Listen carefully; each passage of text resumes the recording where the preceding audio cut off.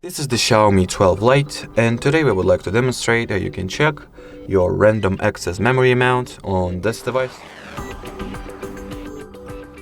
So first of all, you gotta launch settings, then enter the very first category that you'll see, which says about phone. After that, go for the all specs section, and in here you'll be able to see how much random access memory you have on this device. As you can see in my case, in addition to 8 default gigabytes, I have successfully added another 3 using the memory extension feature. If you would like to, do it as well and extend your RAM by 3 gigabytes, we have a separate video on it, so do not hesitate to watch it as well. Alrighty, so that will be it for this video, guys. Thank you so much for watching, and bye bye.